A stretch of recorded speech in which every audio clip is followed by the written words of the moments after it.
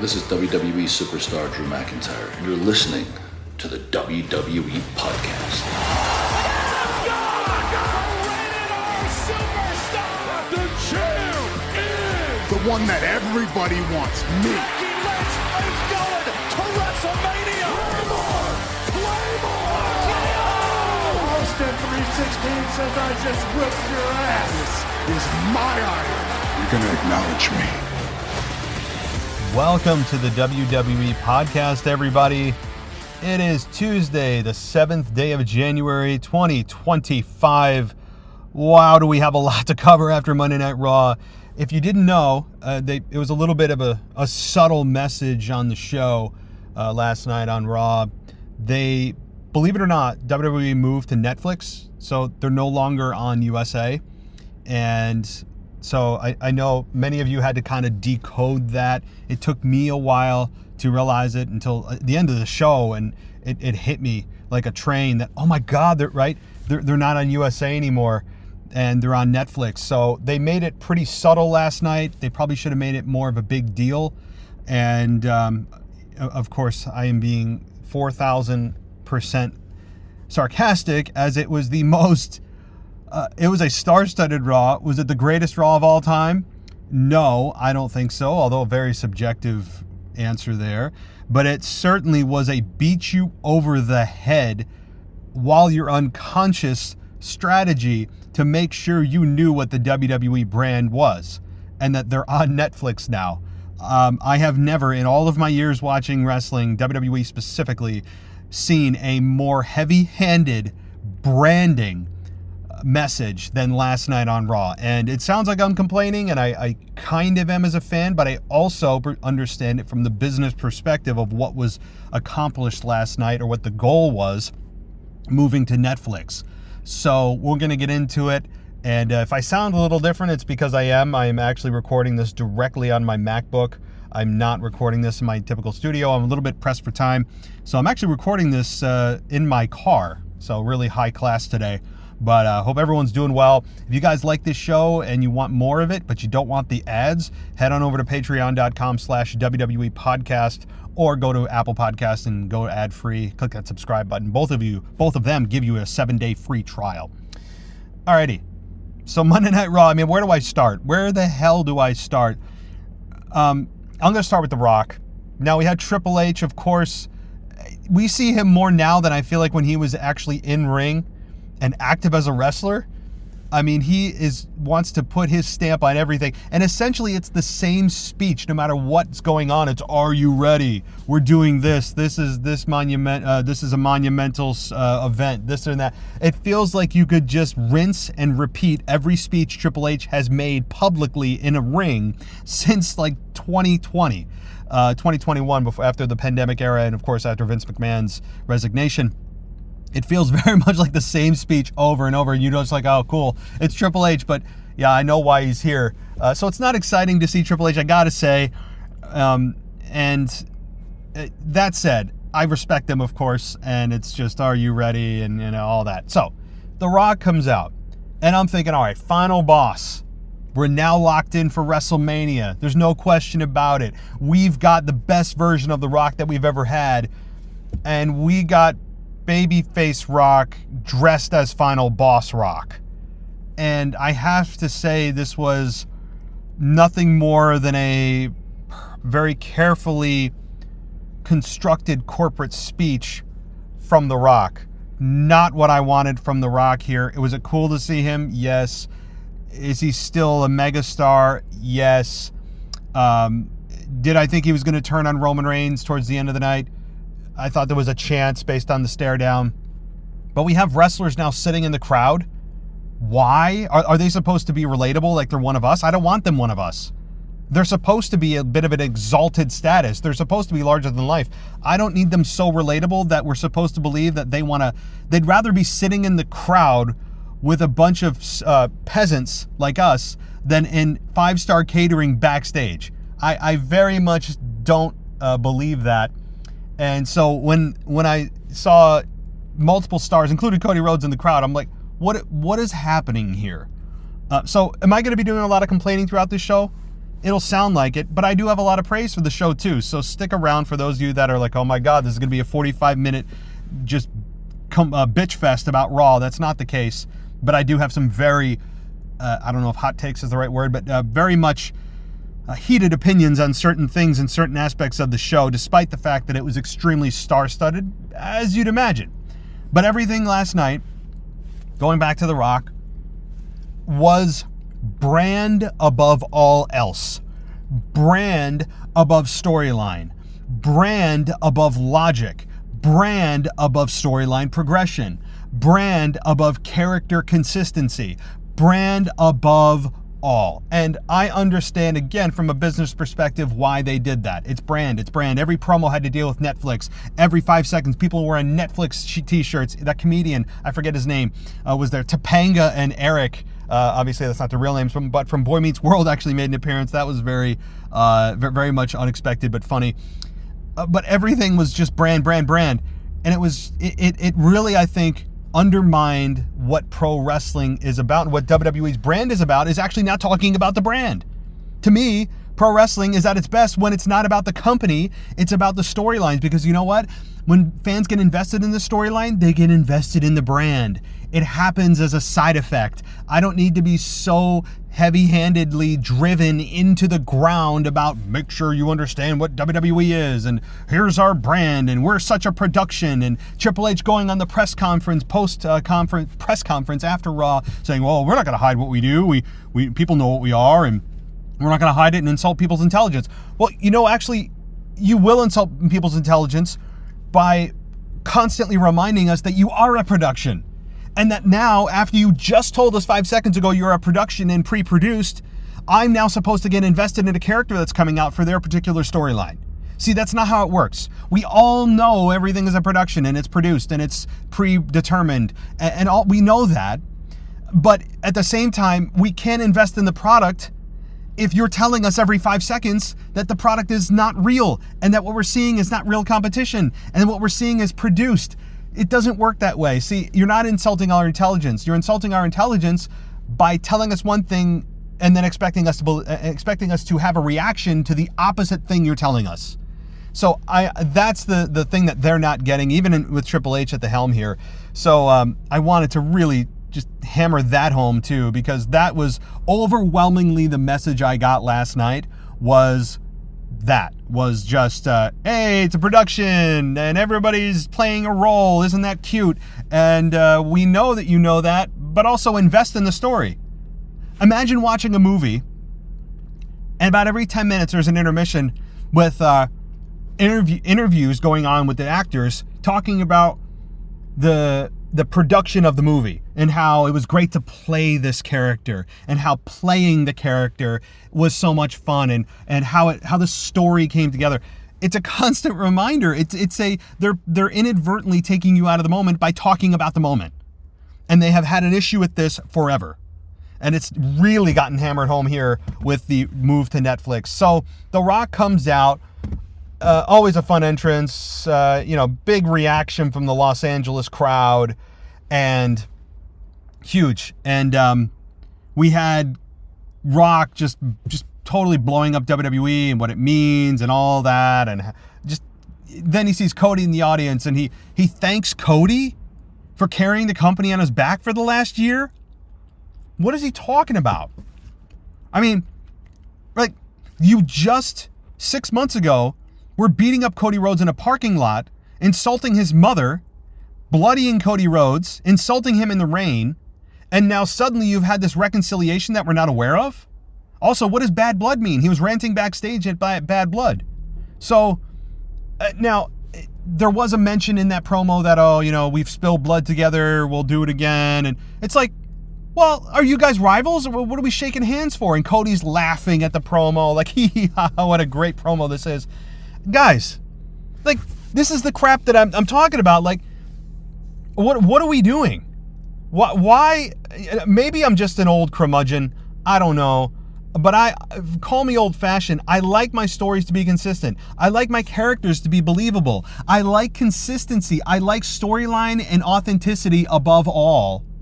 And that's not what they went with here. No hint that The Rock is involved at WrestleMania, although I think he will be. Certainly the Royal Rumble's coming up, and there's a big chance there that he is a part of that Royal Rumble, and I would argue that he should be. But obviously it wasn't made clear last night of what's happening. Now, at the end of the Roman Reigns solo match, The Rock did hand the Ulafala to Roman Reigns, and there was that tension moment, and they did tease maybe that something's going to happen here, and it didn't. And then Roman mentioned January 28th, to Paul Heyman, and so something's happening on January 28th. We'll have to see what that is. Obviously, it's not just Roman Reigns' day to announce whatever he's going to announce. I can't remember specifically what it was with Paul Heyman, but he, or rather the company did tease the 2K25, if you care about video games, the 2K25 game, more details, big trailer coming on January 28th, so that's exciting for us video game fanatics. But let's move on to John Cena here, as he kind of did what you expect. He's Mr. Jokey John Cena, self-deprecating John Cena, and, Mr. Thank You John Cena. I don't need a full year of thank yous everywhere he goes. It's getting just already nauseating, and it's day one. But John Cena entering the Rumble and declaring that it's not a crazy idea he could win it, I'm on board for that. Because I don't want John Cena, with his track record, as he mentioned, is not great losing matches. And I think if he was a real contender for the Royal Rumble, he should state it as such, and he is. He teased a 17th championship and how that's probably not going to happen. It would take a miracle. Well, I don't think it would take a miracle, John. You're literally one of the greatest of all time. He's underselling himself to the point of hilarity that it's a miracle if he wins the world championship. What is he talking about? But I guess he's trying to position himself in the minds of fans as, that's probably a long shot. And that way, when he does win, it's more of a surprise or whatever. I do think he will carry a world championship in 2025, but the Royal Rumble is that first step. And he is a favorite already to win. And I think there's a big argument, big case to be made for John Cena to win the Royal Rumble. And we'll get more into that as we get closer. So that's John Cena's spiel. Was just a declaration that he's not just in it, but he's in it to win it. So what else? Rhea Ripley wins the Women's World Championship from Liv Morgan. A very good match. I enjoyed it. Dominic finally, as I mentioned back in August, the biggest payoff that people want to see is Riptide being hit on Dom. Finally get that. So this is the final conclusion of Rhea and Liv. Rhea wins with 2 Riptides. Or I think she hit 3, but at the end she hit 2 to make sure she got the victory. We're going to get really into that as we get to the CM Punk Seth Rollins match of the finisher issue. Boy, we'll talk about that in a little bit. But Rhea Ripley is now the Women's World Champion, and I have no issue with it whatsoever. I think having Rhea Ripley go into WrestleMania as Women's World Champion is, I think from a star perspective, a bigger match. Liv Morgan, I'm not sure where she goes from here. She may go to the Women's Intercontinental title scene after either Dakota Kai and Lyra Valkyria have their match next week, so maybe Liv could insert herself into the IC title picture, which is totally fine. And Liv has done an amazing job. Flowers to her from a character perspective, developmental, up and down. From just a professional wrestling standpoint, she has excelled at a very high level in 2025. So congratulations to her. And again, Rhea Ripley is now your world champion, women's world champion. So that's going to be fun with who her opponent could be as we move towards the Rumble, beyond the Rumble to WrestleMania. That's really where we're headed. There's no way Rhea's going to drop it before WrestleMania. So fun matchup, and the right move, I think, ultimately when it comes to WrestleMania, despite the fact that could have easily gone with Liv into WrestleMania, who again more than solidified herself as a true champion. So there's that. And what else? The Undertaker, the American Badass, comes out at the end of this and rides around the ring. Gong went off. Rhea's genuinely seems elated that, she gets to be there for an Undertaker entrance, which was, admittedly very cool.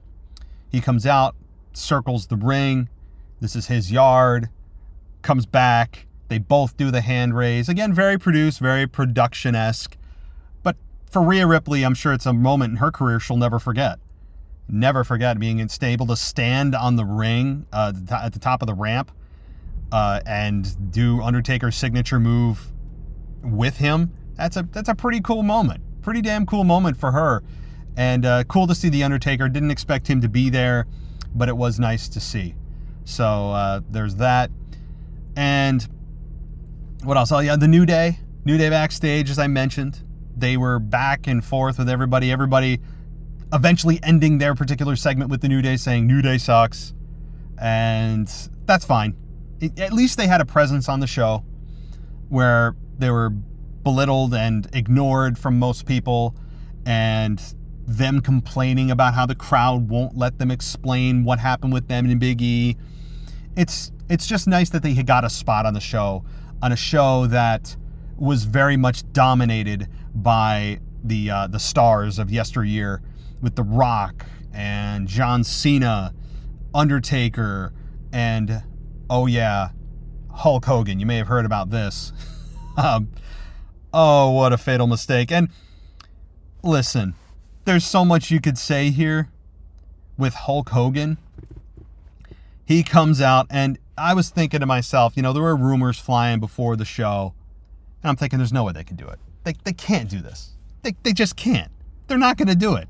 They know that Hulk Hogan will get destroyed by the crowd. They can't do it. And lo and behold, they did it. And Hogan was there to play his greatest hits for 2 minutes and then promote his beer brand. I would say about 80% of the crowd were very vocally against Hulk Hogan there. Pat McAfee and Michael Cole they ignored the crowd reaction to the best of their ability. Hulk Hogan tried to ignore the crowd to the best of his ability. They all pretended it just wasn't happening, and they pushed through, knowing it was just a quick segment and they're not going to even acknowledge it. But if they didn't see this coming, how can you not? Okay? Hulk Hogan is a guy that, even beyond taking the racist comments away, the fact that he's in an extremely democratic blue city where he outright supported Donald Trump at many events and was an outspoken supporter of Donald Trump, you're behind enemy lines in LA for sure. I mean, you talk about one of the most democratic blue cities in the world. You're more than behind enemy lines. So all of that wrapped together, on top of the fact people are tired of Hulk Hogan generally. How can you not have seen this coming? And he's there to not only do that, but also promote a beer brand that no one gives a damn about. Okay? So everything came together for a perfect storm, for a shower of boos, and the crowd destroyed him generally. There were some supporters. There was a segment that you heard cheering, but I'd say again about 80% from at least an at-home perspective were destroying Hulk Hogan, and kind of rightfully so. I mean, take his political beliefs out of it, and I think that was part of the reason for the negative reaction. Take that out of it. It's still a bad idea, okay? To have Hulk Hogan there. Obviously, the racist stuff didn't help him. Everyone knows about that. But people are tired of it. And so it was just an embarrassing moment for WWE, an embarrassing moment for Hulk Hogan. Pat McAfee tried to pretend he was so excited and shocked Hulk Hogan was there. Anyway, that was one of the moments you could take away, certainly from the show, was Hulk Hogan being demolished by the crowd. I don't think many people were excited to see him, for sure. So there was that. And maybe they've learned their lesson, but I have my doubts on that as well. So as we move on, Drew McIntyre and Jey Uso, man, I felt bad for these guys. I thought the match was very, very well done. Drew and Jey worked very well together. The crowd, though, did not seem particularly invested in this matchup. And it's because they had already seen several big stars. I mean, the energy in that crowd, we're not France, okay? We're not Australia. We're not in Germany, okay? We're not in Puerto Rico. We're not an international crowd that just somehow obtains an unlimited amount of energy throughout the show. We're a United States crowd, for better or worse, and I'm sure you international crowds are just sitting there at home going, man, this crowd sucks. You guys are quiet for this and that. And it's certainly... It's not an international crowd, but I really don't have a particularly big issue with the way the crowd reacted. other than during this match, which I did feel for Jay and Drew. It was a bit of a down segment for the crowd, but the match was really good, and I don't agree with the outcome being Jey Uso winning. That part I take a bit of an issue with, as they put Drew on a storyline arc that has been done exceptionally well over the last several months, and they have him lose to Jey Uso, who just lost the Intercontinental Championship again. He reunited with the Bloodline, but he's not in need of a big win. Drew's the one who I think needs a more solidified win. It doesn't need to be that babyfaces, if it's always straight up, will always win if there's no cheating. That should not be the overwhelming thought process whenever you have a heel and a babyface face one another. And when you do, you can have the heel outright win, and Drew should have outright won. He lost via the roll-up, so there is that bit of an out for Drew that, okay, he lost, but it was just because of a roll-up he didn't see coming. Right? Fine. Okay, cool. But the idea, though, that Drew lost is still one that I don't agree with, and I don't know where they go from here with Drew. It's not devastating. It just takes a little bit of momentum out of Drew's sails, as he's been completely reinvented himself over the last 6 to 12 months. Also, there's a video, if you haven't seen it, going around with Drew McIntyre and The Rock, where Drew is talking about cussing, and he says a few choice words that now they're on Netflix, and they can say blank and blank. I can't say it on the show, but that's floating around. If you haven't seen that, Drew McIntyre saying a few words you've never heard him say, I can guarantee that. He's talking to The Rock backstage. But anyway, I hope this isn't a sign of things to come for Drew, because Drew as a world champion, even though it's not on the table for him, would be a lot of fun.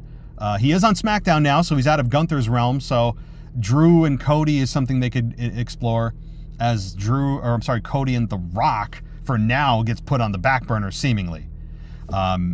So anyway, Drew and Jay, disappointing in the finish, disappointing in the crowd reaction that was surprisingly low, but if you know U.S. crowds, you know why. And hopefully it doesn't do too much damage to Drew, although a very good match. Now, the one thing, as you notice, I transition mics here. The one thing that I noticed, backtracking a little bit to Solo Sikoa, him losing to Roman Reigns. Solo Sikoa has lost in every big spot that he's been in, which makes you wonder, are they losing confidence in Solo Sikoa, or do they just have that big a plan for Roman Reigns? Because every time Solo Sikoa is in a big spot at a big time for a big match, he loses and loses and loses. It's hard to sustain heat on a guy that continually loses the big match. And he'll get his beatdowns on SmackDown. He'll get his numbers game beatdowns on whomever, any one of the original Bloodline members. But honestly, it is a bit concerning for Solo Sikoa, while he's still in a prominent position, can't seem to win when it matters. Not saying his career is going to nosedive, but it may have peaked for the time being. So that's something of a note, I think, that a lot of us are not really talking about, is the Solo Sikoa downtrend and his inability to win the big match. So, as I mentioned earlier, though, The Rock anoints him with the Wheel of Follow. There's that tension. I was thinking rock bottom. I really was. They had that moment, and they knew what they were doing. You didn't know what was going to happen. I thought when he shook his hand, wham, rock bottom, and it didn't happen. But I don't even know if it should have, because what is The Rock right now?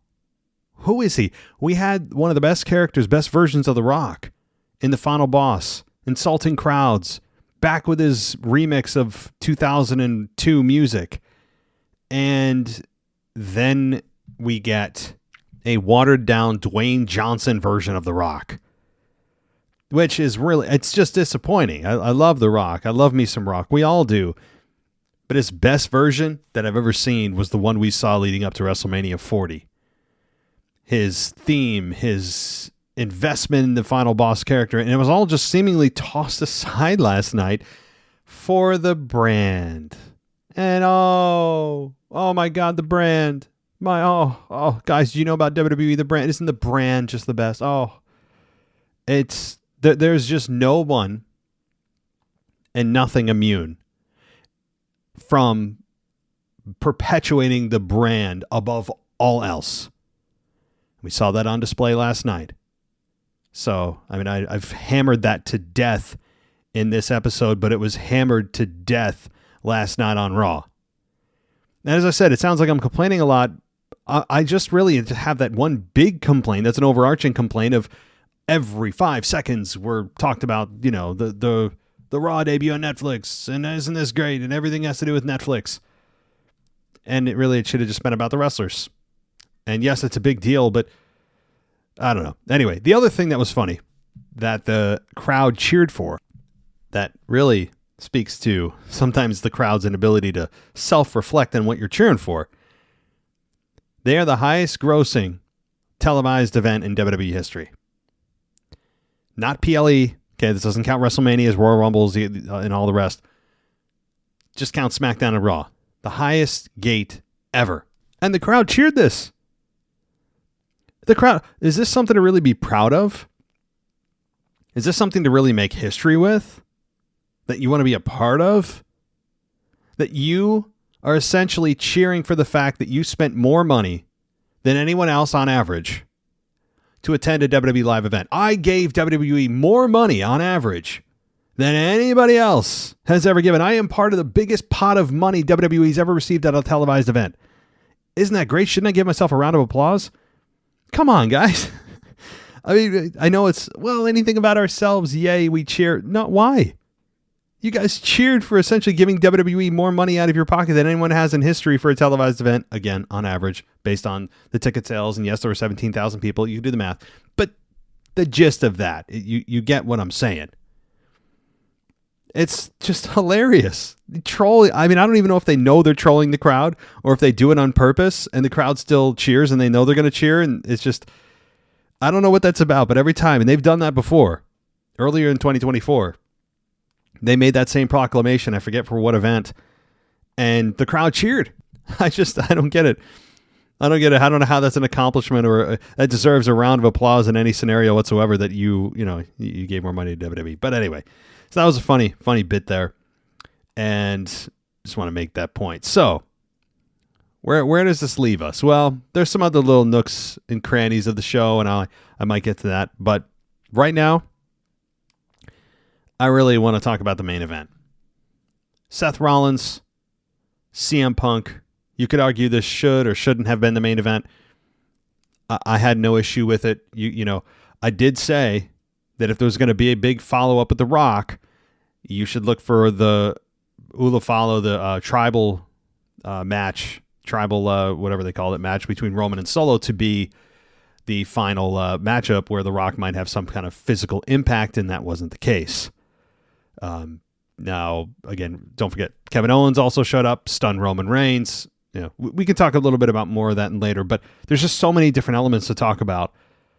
But I do want to talk about the main event here. So, overall, this was a very good match. I think in a lot of ways it lived up to the hype. I think the promos leading into this match were very well done. If you guys saw the interview, the 25-minute interview that Seth Rollins did with Jackie Redmond, well worth a watch. It was real. It was seemingly non-scripted. It was Seth Rollins just kind of frankly speaking on Phil Brooks and why he doesn't like him. He went deep into the sauce, and I enjoyed it, and it's worth a watch. The build was really good. They teased it for a while. It obviously got sidelined last year because of CM Punk's injury. That totally sidelined him for I don't know how many months, 6-8 months. Then they finally get back to it. We get a brawl. We get some excellent promos. CM Punk, I think, did win the promo battle. And then there's been hints, though, of Seth inadvertently playing the corporate shill. I don't know if it's intentional. The crowd hasn't turned on him per se, but there's more support for CM Punk than there is for Seth. And while Seth may have some legitimate issues with CM Punk and the reasons why he doesn't like him, ultimately the crowd is going to side with CM Punk because CM Punk is a legend. CM Punk is he's a guy that is one of a kind. He is in the top tier of workers on the mic. He was one of the first to stand up during the kind of malaise of the PG era. John Cena was kind of on his way out of full time. They didn't have that next guy. The crowd got behind Punk. We all know what happened with Cena and Punk, and my God, I'm really looking forward to an eventual CM Punk and John Cena matchup. That's whenever that happens, and it's gonna. Very much looking forward to that. The promos themselves. I mean, CM Punk and John Cena, when they eventually get into the ring together, and they will in 2025, the promos alone are worth the price of admission. So I'll leave it there. But getting ahead of ourselves. My point about all this, the bill was nice. Very good. Very good. Got us all invested. And then comes the match. And I thought the match, as I said earlier, went off very well. Were there some botched, maneuvers in there? Yeah. I mean, the go to sleep is a difficult maneuver to make it look like you're hurting the guy without making it look like, you're actually kicking him in the guts rather than in the head, but also you don't want to kill the opponent. If you come too close, you could actually give them a knee shot to the skull, and then it's a very difficult maneuver to pull off and make look really good flawlessly. It's difficult. But I think they did a good job here. The physicality was next level. The announcers, both Pat McAfee, and it's good to hear him, and Michael Cole did a nice job of selling the whole match. Selling the idea of why CM Punk doesn't like Seth Rollins, and that this has been stewing for a while, and CM Punk and Rollins used to be friends, and how Seth Rollins felt betrayed when CM Punk left WWE. So sure, their whole business of storytelling, they did a good job.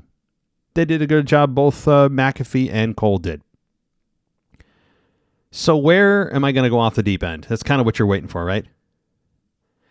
It's really very simple.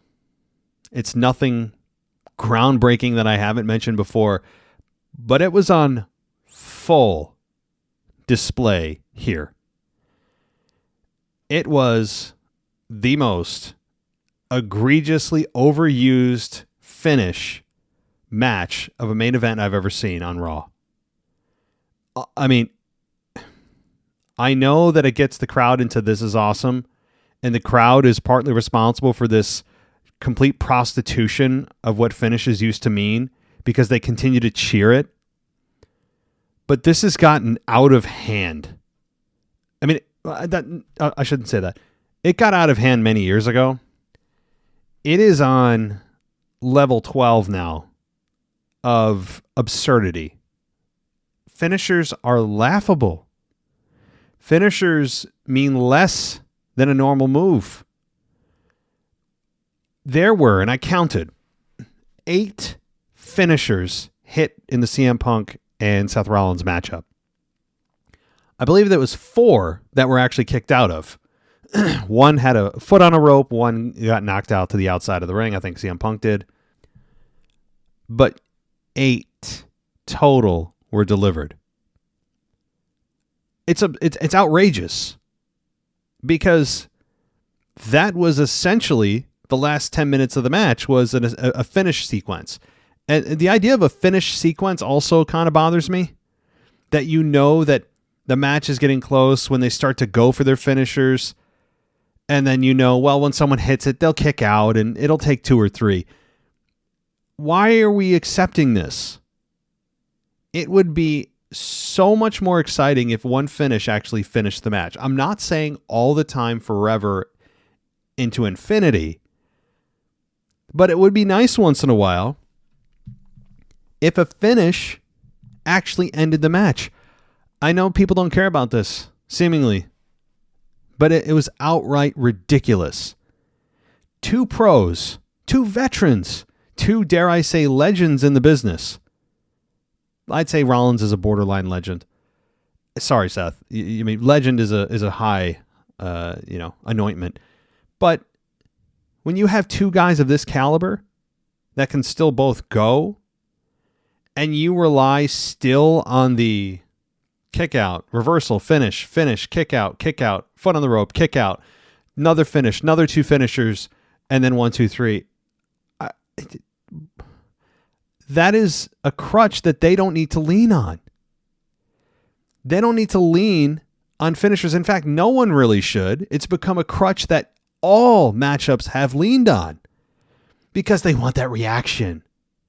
And the crowd, unfortunately, continues to give it to them. The crowd continues to cheer for "This is awesome" once the kickouts start. But you know what? Here's where kickouts... I have no problem with kickouts and really near falls and all that. Those can come from maneuvers that are non-finishes, by the way. That can happen. And yet it doesn't. There's a finish segment that was about 10 minutes long last night, and eight finishing maneuvers were used. And okay, so beyond that, CM Punk wins and wins clean. The question is, where do both men go? Does Seth Rollins move on? Does CM Punk move on? Do they pretend to move on and then Seth Rollins attacks Punk? Kind of like McIntyre did. It's going to be very interesting to see, I think. Personally, and I'm going to be steadfast on this, CM Punk set the wheels in motion for a Seth Rollins heel turn. I think that's where we're headed. I don't know when it'll be fully complete. It could be in a week, a month, WrestleMania. But sometime between now and WrestleMania, I think we will see Seth Rollins back to a heel. No more ridiculous outfits. No more sing-alongs. It's going to be back to Seth Rollins and him being reborn as a heel. It's time, I think, too. I don't care about the singing to his song. I don't care about his ridiculous outfits. I mean, I'm done with all that. It's lived its life. It was a good life. But you need to shed that skin and evolve. And I think back to a heel is where he could see that next level of success. Because Seth has felt stale for a while. Not declining, just kind of steady as she goes. Not going up, not going down. Just, oh, there's Seth. Oh, he's back from injury. Oh, and he was world champion for 6 months. He was the first world champion when they reintroduced it. And he did a nice job. And he got injured, went away, comes back. Seth, though, for a long period of time now, though, has felt like he's been playing on the same field. And I'm ready for him to move on. He's too good of a talent. Him as a heel just always has felt more natural. So I think that's where we're headed. I think this win here is going to set Seth into a dark place. There was no shenanigans, no outside interference, no Rock, nothing, no Drew, nobody there to blame. No scenario that they could play out where Seth could say, oh, well, nothing. So Seth only has himself to blame, which when he looks inward is where he'll find the darkness. And I think that is where we will see Seth finally give hints or maybe just a flat out quick 180. I mean, I don't know. I'm not sure what they have planned, but I don't know what the other goal here was. To have CM Punk beat Seth. That's not just a throwaway match that, well, it doesn't matter. We'll figure it out. It doesn't matter really who wins. It doesn't really matter because both men will recover fine and we don't really have a story and it's fine. No, they built this match up for a long time. They had to have had ideas in mind for the consequence of who wins and loses this match. So this is intentional. It wasn't just a flip of a coin backstage before they went out there, which means there's purpose and intent behind this particular outcome. And I do believe it will be Seth turning heel. I don't know where Punk goes from here. Maybe he does chase Gunther. He mentioned it a couple months ago. Maybe he does. We still have Goldberg lurking, of course. Well, we all can't wait for that. Goldberg's lurking. So we'll hopefully have to painfully get through Goldberg and then maybe CM Punk. So some other things. Announcements. The Royal Rumble is going to be taking place in Saudi Arabia. I mean, nothing we can do about it. We can complain about it, but there's nothing we can do. I just, every time you think that WWE is like, oh, thank God this deal is about to come to an end, or maybe they just won't have an event this year. No. This agreement goes on several more years. And now they're not just putting on these kind of BPLEs, this crown jewel stuff. Now they're putting on one of the big four. The Royal Rumble in Saudi Arabia. I mean, I hate it. I hate it with everything in me for a lot of reasons that I won't get into on this show. But I don't know. I'll still watch the Rumble in 2026, of course. But it's not my favorite, to say the very least. So, I'll leave it there. But that's official, okay, according to WWE.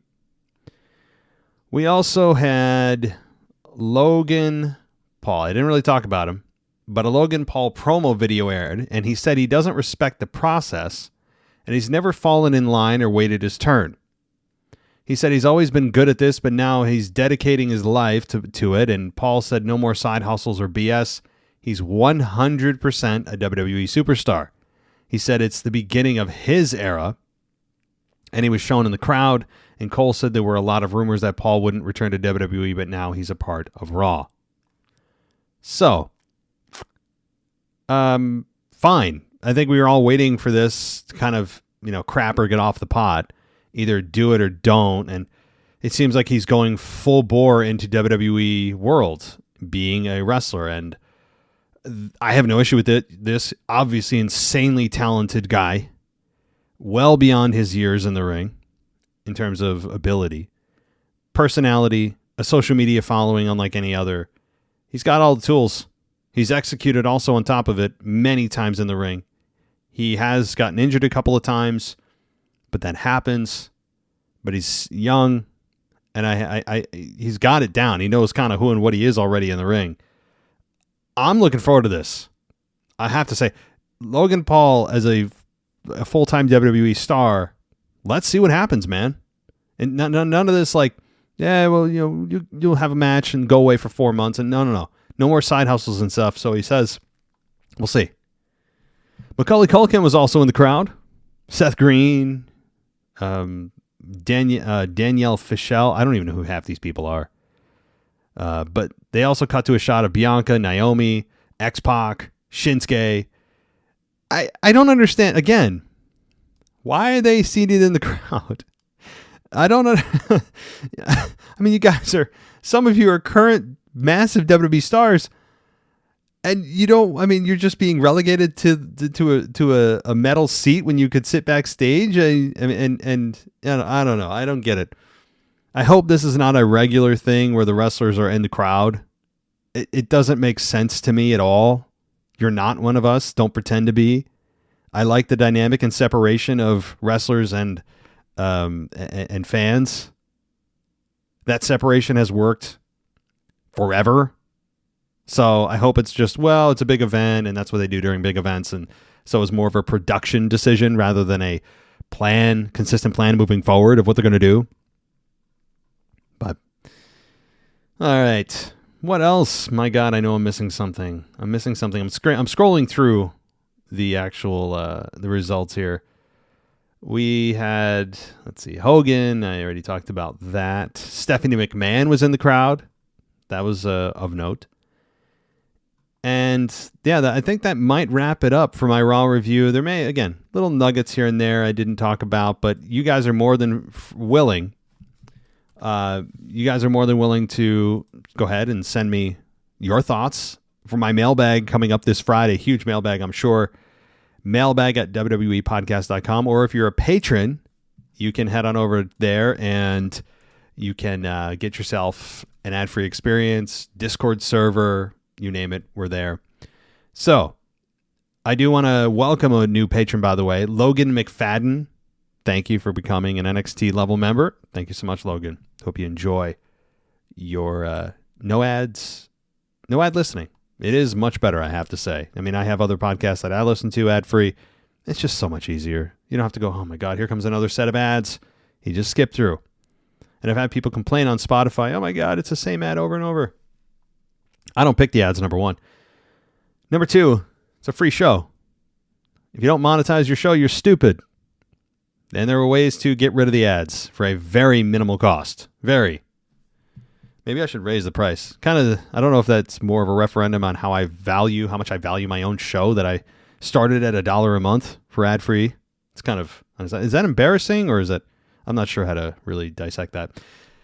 That said, thank you so much, everybody, for joining me here on the Raw review. Massive Monday Night Raw, and it did sound like I complained a lot, but the one big issue I had kept coming up every 4 seconds, so it did kind of, poke me to remind me how much I hate the way that they have just... Oh, one more thing, because I got to complain about it. So rack this up, guys, all of you that complain that I complain. You can't tell me that the canvas with all the ads of Fortnite and Prime or whatever the hell else is there, I don't even know, the Snickers, is appealing. It's horrible. I understand that's how they make a lot of money with those sponsorships. I totally get it. Hell, I make money on this show through ads. You listen to them and you have to suffer through them if you don't have ad free. I get it. But it's almost like, and I've never stepped foot in the ring other than a couple of times. It's almost like you're desecrating a sacred space. Can we look anywhere now in WWE without seeing some kind of billboard ad for their sponsors? Now it's on the damn ring canvas. I can't watch a match without being just obliterated with a billboard in my face.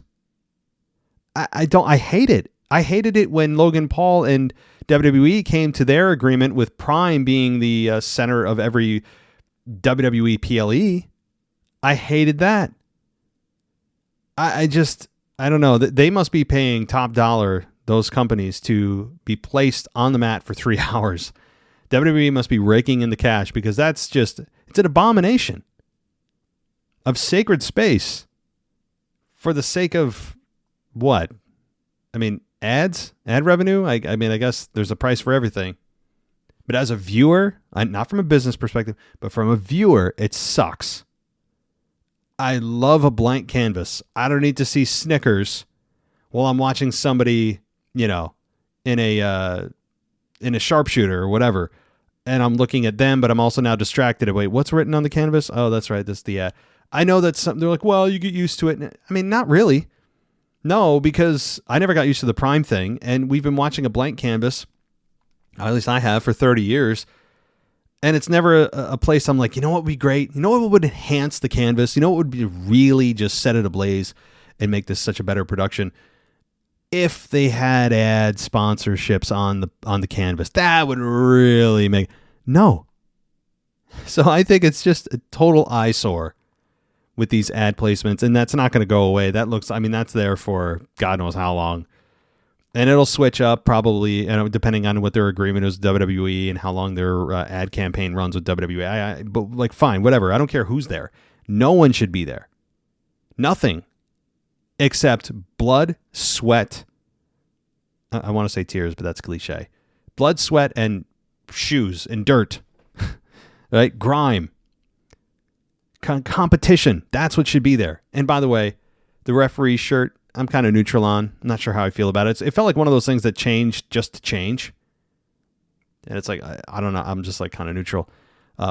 One thing I really can say nice about the production last night, though, last thing here, the quality of the video was top notch.